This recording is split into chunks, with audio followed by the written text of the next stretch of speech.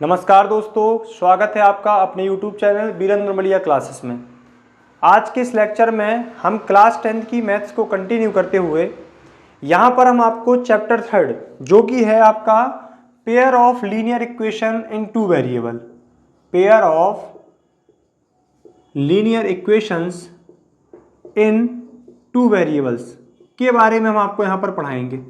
ठीक है, आज के हम इस लेक्चर में आपको इस चैप्टर 3 के बारे में ओवरव्यू बताएंगे कि चैप्टर है क्या, इस चैप्टर में हमको क्या क्या पढ़ना है, इस चैप्टर की इंपॉर्टेंस क्या है और कौन कौन सी मेथड इस चैप्टर में यूज़ होंगी, उनके बारे में हम आपको यहाँ पर बताएंगे। सबसे पहले हम चैप्टर का सेंस समझने की कोशिश करते हैं कि चैप्टर का खुद अपने आप में अर्थ क्या है। ठीक है, तो क्या है pair of linear equation in two variables. तो हम एक टर्म समझते हैं। तो देखिए, सबसे पहले टर्म्स आता है इक्वेशन, पहले हम इसको पकड़ते हैं। तो इक्वेशन क्या होता है? जिसमें दो क्वांटिटीज को इक्वेट किया गया हो, मतलब इसमें एक LHS होता है और एक साइड RHS होता है। ठीक है, ये हो गया आपका इक्वेशन। वेरिएबल्स क्या होते हैं? जो वेरियस वैल्यू को होल्ड करके रखते हो अपने साथ, वेरियस वैल्यू को क्या करते हो? होल्ड करते हो, वेरियस वैल्यू को होल्ड करते हो, मतलब उनकी एक कांस्टेंट वैल्यू ना होती हो, वो वेरिएबल्स होते हैं। जैसे कि XYZ, UVW, XYZ, UVW etcetera. Generally हम इनको इंग्लिश अल्फाबेट से दिखाते हैं। ठीक है, लीनियर वर्ड का मतलब क्या होता है? जिसमें वेरिएबल की पावर क्या हो, वेरिएबल की जो पावर होती है ना, वो क्या होनी चाहिए? 1 होनी चाहिए। हर एक वेरिएबल की पावर 1 होनी चाहिए जो भी इस इक्वेशन में आए हैं। और पेयर का मतलब आपको पता ही होगा, पेयर का मतलब होता है जोड़ा, है ना। जैसे कि शूज होते हैं अपने पेयर में, ये समझ पा रहे हैं आप? तो बस अब इस सबको आप कनेक्ट कर दें तो चैप्टर का आपको सेंस समझ में आ गया। हमने क्या बोला कि पेयर ऑफ लीनियर इक्वेशन, मतलब आप पहले लीनियर इक्वेशन बनाइए और टू वेरिएबल के। तो x प्लस वाई दो वेरिएबल हो गए, इक्वेशन बनाना है तो इनके सामने एक वैल्यू लेनी पड़ेगी।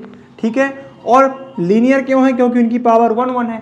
अब जोड़ा बनाना है ना आपको, पेयर, तो ऐसे आपको इस चैप्टर में ऐसे क्वेश्चन मिलेंगे, मतलब दो वेरिएबल आपको ऐसे वेरिएबल आपको रिलेट करके दिखाए जाएंगे। ऐसे क्या? देखिए, इक्वेशन है, दो है तो पेयर लग गया। लीनियर है क्योंकि x और y की पावर 1 1 है। ठीक है, और टू वेरिएबल्स हैं क्योंकि x और y आए। मतलब इस चैप्टर का सेंस ये है, आपको दो इक्वेशन दिए रहेंगे, दोनों इक्वेशन लीनियर रहेंगे और टू वेरिएबल वाले रहेंगे। समझ गए? ये आपका क्या हो गया चैप्टर का, मतलब ये सेंस हो गया कि इस चैप्टर का सेंस क्या है? Pair of linear equation in two variables का। ठीक है, अब इसके बाद हमें क्या करना है? हमें इन वेरिएबल्स, मतलब जैसे आपके पास एक रिलेशन आ गया, दो इक्वेशन आ गए कि x प्लस वाई दोनों मिला करके 5 है और 2x प्लस 3y की वैल्यू 6 है। अब हम इनको सॉल्व करेंगे। सॉल्व करने का मतलब क्या है कि आपको वैल्यू फाइंड करनी पड़ेगी, किसकी? x और y की, या इस क्वेश्चन के प्रोस्पेक्ट से, है ना। और भी हो सकता है, मान लो आपका क्वेश्चन u और v में होगा तो आपको इनकी वैल्यू पता करनी पड़ेगी। आपका क्वेश्चन x और t में होगा तो आपको इनकी कुछ वैल्यू पता करनी पड़ेगी। मतलब किसी भी इक्वेशन को सॉल्व करने का मतलब होता है उस इक्वेशन में प्रेजेंट वेरिएबल की वैल्यू पता करना। सीधी बात, किसी भी इक्वेशन को पता, मतलब सॉल्व करने का मतलब होता है उस इक्वेशन में जितनी भी वेरिएबल प्रेजेंट हैं उतनी, उन सब की वैल्यू आपको फाइंड आउट करनी है। तो वो हो जाता है उस इक्वेशन को सॉल्व करना। ठीक है, तो आई थिंक आप यहाँ पर क्या इस चैप्टर का सेंस समझ गए होंगे। अब हम देखिए बताते हैं कि आपको इन इक्वेशन को सॉल्व करने का कौन कौन सा मेथड इस चैप्टर में आपको पढ़ना है। तो इस चैप्टर में हमें क्या करना है? आपको इन इक्वेशंस को सॉल्व करने की आप 3 मेथड पढ़ेंगे। ठीक है, कौन कौन सी? एक आप पढ़ेंगे एलिमिनेशन मेथड। कौन सी पढ़ेंगे आप? Elimination method. ठीक है, इसके बाद आप पढ़ेंगे क्या? Substitution method. कौन सी मेथड पढ़ेंगे? Substitution method. इसके बाद आप पढ़ेंगे क्या? Graphical method. एक पढ़ेंगे आप ग्राफिकल मेथड। ये 3 मेथड आप पढ़ेंगे इसको सॉल्व करने की। इसके पहले जब सिलेबस रिड्यूस नहीं हुआ था तो एक और आती थी क्या? Cross multiplication method. Cross multiplication method. ये 4 मेथड से आप कोई भी दो पेयर ऑफ लीनियर इक्वेशन को, मतलब कि उनकी वैल्यू को फाइंड आउट कर सकते हैं या कोई भी दो इक्वेशन को सॉल्व कर सकते हैं। तो क्या बताया हमने आपको कि आपको जैसे आपके पास दो इक्वेशन आएंगे, x प्लस वाई बराबर, मान लो वही वाले उठा लें हम, 2x प्लस 3y बराबर मान लीजिए हमने ले लिया 9। तो ये इक्वेशन फर्स्ट हो गया, इक्वेशन सेकंड हो गया। तो इनके x और y की वैल्यू पता करने के लिए, इनकी x और y की वैल्यू पता करने के लिए हमारे पास 4 मेथड इस चैप्टर में पढ़ेंगे हम। क्या? Elimination method, substitution method, graphical method और क्रॉस मल्टीप्लिकेशन मेथड, जिसमें से ये वाली आपके सिलेबस में नहीं है। ठीक है, तो हम कौन कौन सी पढ़ेंगे? एलिमिनेशन, सब्स्टिट्यूशन और ग्राफिकल। और इन पर बेस्ड जो आपके प्रैक्टिकल प्रॉब्लम बनती है, मतलब कि जिसको अपन कहते हैं वर्ड प्रॉब्लम, उनके बारे में भी हम पढ़ेंगे, जिससे क्वेश्चन आपके पेपर में हर साल एक ना एक क्वेश्चन पूछा ही जाता है। ठीक है, तो हम यहाँ पर आपको एलिमिनेशन मेथड के बारे में बताते हैं कि एलिमिनेशन मेथड हमें कैसे भी किसी दो इक्वेशन को सॉल्व करने में हेल्प करती है। इसके बाद एलिमिनेशन मेथड पर ही कितने वैरायटी के क्वेश्चंस बनते हैं, उनके बारे में भी हम नेक्स्ट लेक्चर में डिस्कस करेंगे। ठीक है, तो आइए देखते हैं। पहले हम आपको यहाँ पर एक क्वेश्चन से एलिमिनेशन मेथड समझाने की कोशिश करते हैं। ठीक है, कि एलिमिनेशन मेथड है क्या। ठीक है, तो देखें, जैसे मान लीजिए आपके पास इक्वेशन आया x प्लस वाई बराबर, मान लीजिए आ गया 7। ठीक है, x प्लस वाई बराबर क्या आ गया? 7 आ गया। और दूसरा आपके पास इक्वेशन आ गया 2x प्लस 5y, यह आपका आ गया 2x प्लस 5y बराबर 29। ठीक है, अब इसको आपको सॉल्व करना है। कौन सी मेथड यूज करके? By using elimination method. क्या? Using elimination method. अब एलिमिनेशन मेथड को सॉल्व करने से पहले इनके कुछ पॉइंट आपको याद रखने पड़ेंगे। कैसे? क्या करना पड़ता हमें? आपको एलिमिनेशन वर्ड का मतलब होता है गायब करना, एलिमिनेट करना, गायब करना। आपको कोई ना कोई एक वेरिएबल को क्वेश्चन से गायब करना पड़ेगा। गायब करने के लिए उनको इक्वल करना पड़ेगा। जैसे आप यहाँ पर नोटिस कीजिए, यहाँ पर x कितना है? 2x, यहाँ पर कितना है? 1x, यहाँ पर y कितना है? 5y, यहाँ पर कितना है? 1y। तो इनमें से किसी एक को आप बराबर कर लें। तो मान लीजिए हमने डिसाइड किया कि हमें x को सेम करना, तो नीचे 2 है, ऊपर के x को 2 करने के लिए आपको 2 का मल्टी करना पड़ेगा। और किसी भी इक्वेशन में मल्टी एक जगह तो होता नहीं, पूरे इक्वेशन में होता है। तो आप क्या करेंगे? आप किसी एक, मान लीजिए हमने क्या किया, multiply by 2 in equation first. हम इक्वेशन फर्स्ट में 2 का मल्टीप्लाई कर देंगे, यहां होगा, यहां होगा, यहां होगा। तो क्या बन जाएगा? 2x 2y बराबर 14। अब नीचे सेकंड इक्वेशन को हम एज इट इज लिख देंगे।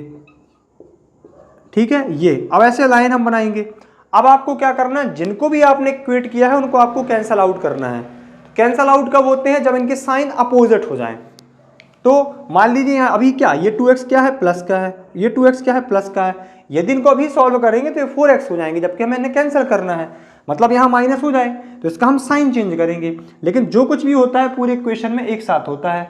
तो मान लीजिए हमने यहाँ का साइन चेंज किया, तो यहाँ का भी साइन चेंज करना पड़ेगा, यहाँ का भी चेंज करना पड़ेगा। मतलब ऐसा नहीं है कि माइनस लगाया तो यहाँ माइनस माइनस, जैसे यहाँ प्लस तो minus, plus minus, plus minus. अब देखो 2x में से अब इसका साइन ये वाला नहीं माना जाएगा, ये वाला साइन नहीं देखा जाएगा। ऐसे ही 5y का ये वाला साइन नहीं देखा जाएगा, 29 का भी ये वाला साइन देखा जाएगा, नीचे वाले साइन जो चेंज होके आए। तो ये कैंसिल हो गया। अब क्या बचा? देखें, 2y में से 5y गए, तो 5 में से 2 गए, 3 आएगा, क्योंकि ये माइनस हो गया, ये माइनस से प्लस, बड़ी डिजिट माइनस की है तो माइनस 3y। यहाँ देखें 14 में से 29 नहीं जाएंगे, 29 में से 14 जाएंगे तो 15 आएगा, वो भी माइनस का, क्योंकि नीचे वाली डिजिट बड़ी है। अब 29 का साइन प्लस नहीं है, माइनस है। ठीक है, ये माइनस से माइनस कैंसिल हो गए। y इज इक्वल टू 3 5 जा 15, कट गया डिवाइड होके।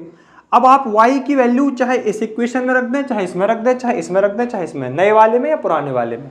तो मान लीजिए हम गए फ्रॉम इक्वेशन फर्स्ट, इसके साथ गए हम इक्वेशन फर्स्ट में हम गए, तो क्या देखा हमने? x प्लस वाई की वैल्यू 5 हमने यहाँ सॉल्व करके रख दी, मतलब जो इसमें आई थी, और x की वैल्यू यहाँ से 7 माइनस 5, x की वैल्यू आपकी 2 आ गई। मतलब यही हमारा क्या हो गया? आंसर हो गया, ये x की 2 और y की 5। अब आपको मान लीजिए चेक करना है कि हमारा आंसर गलत तो नहीं है, तो आप x की वैल्यू 2 और y की वैल्यू 5 यहाँ रखें इस साइड तो 7 आएगा, और यहाँ रखें सॉल्व करें तो 29 आएगा। मतलब चेक हो जाएगा, वो सेटिस्फाई करेगा दोनों इक्वेशन को। मतलब आप यदि पुट करते हैं तो सामने वाला आंसर उससे मैच करेगा, मतलब वैल्यू। समझ गए? तो ये होती है एलिमिनेशन मेथड।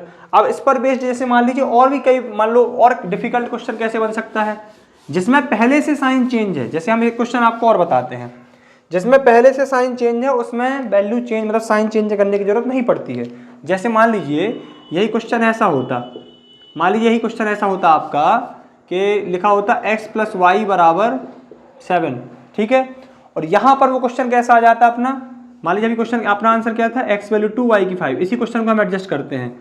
मान लीजिए हमारा क्वेश्चन आ जाता, ये आ जाता और यहाँ हम ले लेते 2x, तो 2 2 ज़ा 4 और यहाँ 3 15 4 मतलब -11, ऐसा क्वेश्चन आ गया। मान लीजिए ये क्वेश्चन आ गया। अब हमें इसको सॉल्व करना, जब हम इसको सॉल्व करने बैठे तो हम क्या करेंगे, हमें y पहले से अपोजिट है तो हमें यहाँ पर क्या सुटेबल रहेगा, हमें y को बराबर करना ज़्यादा अच्छा रहेगा। x को भी 2 से बराबर करेंगे वही सेम आंसर आएंगे, लेकिन हम y को यहाँ बदल देंगे, दिक्कत कुछ नहीं होती। आपको रट्टा नहीं मारना कि x को बराबर करना या y को करना, ये अपनी इच्छा से हम कर सकते हैं, ठीक है। तो मान लीजिए हम यहाँ पर x को बराबर कर y को बराबर करेंगे, y को बराबर करने के लिए हमें इस इक्वेशन से कितने का मल्टीप्लाई करना पड़ेगा, 3 का, क्योंकि यहाँ 3 का है। -3 का नहीं करना, आपको साइन नहीं देखना, आपको केवल वैल्यू देखनी। तो यहाँ 3x 3y और 21। अब यहाँ क्या किया, 2x -3y बराबर -11। अब क्या करना, देखें हमें यहाँ प्लस का 3y है, यहाँ माइनस का 3y है। अब पहले से जो नंबर काटने हैं उनके साइन अपोजिट हैं, तो साइन चेंज करने की जरूरत नहीं पड़ती है, आपको ये बात याद रखनी है। तो क्या बचा, 3x 2x 5x हो गया, 21 में से 11 जुड़ेंगे मतलब माइनस का होंगे तो 10 हो जाएगा, 5 से इसको कट किया, x की वैल्यू 2 आ गई।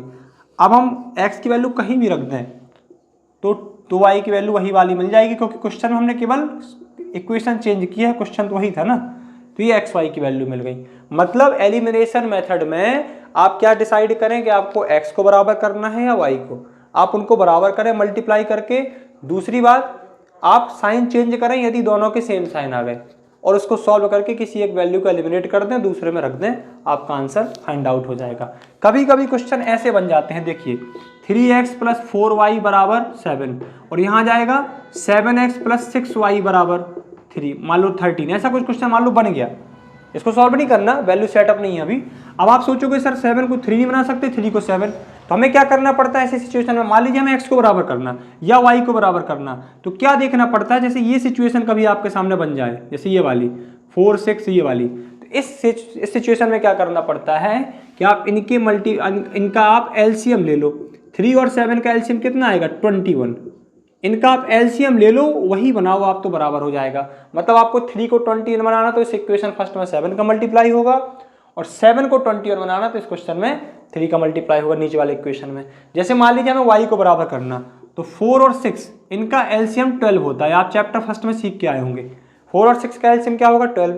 तो अब आप इन दोनों को 12 में बनाएं, मतलब 4 को बनाने के लिए 3 का मल्टीप्लाई, 6 को बनाने के लिए 2 का मल्टीप्लाई, वो भी पूरे इक्वेशन में होगा। समझ गए। मतलब एलिमिनेशन मेथड जो होती है, आप केवल इक्वेट करना सीख गए थी कोएफिशिएंट्स को, इनको कोएफिशिएंट्स बोलते हैं, तो आप क्वेश्चन आसानी से सॉल्व कर ले जाएंगे। और अभी हमने आपको क्या बताया, इस चैप्टर का हमने केवल आपको ओवरव्यू दिया है। अभी कुछ क्वेश्चन हम एलिमिनेशन मेथड के आपको और सॉल्व कराएंगे।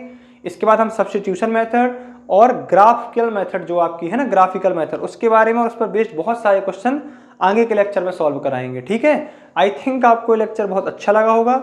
यदि आपको ये लेक्चर अच्छा लगा हो तो चैनल को सब्सक्राइब और वीडियो को लाइक और शेयर करें। धन्यवाद।